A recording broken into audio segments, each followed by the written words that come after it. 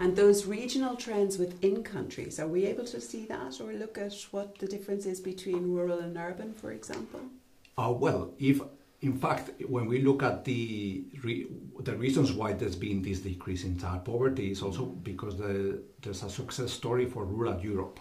Back in 2015, there were more than 30% of children at risk of poverty or social exclusion in rural areas.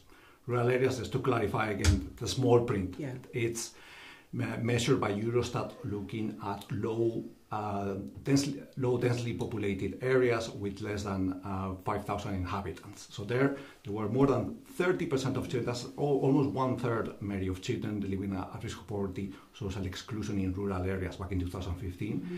And it has gone way down, even with the pandemic, to less than 1/4, less than 25%. So that's a massive success story in rural areas.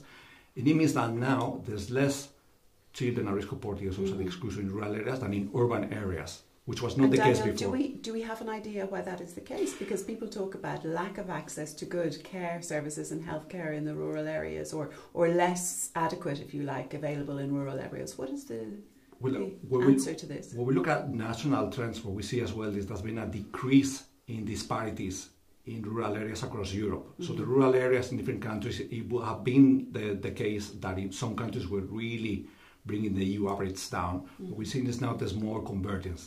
There's less disparities across Europe when it comes to the rural areas, and whereas in urban areas, which is areas that have more than 50,000 inhabitants, it's actually the opposite. There are more disparities, particularly since the pandemic.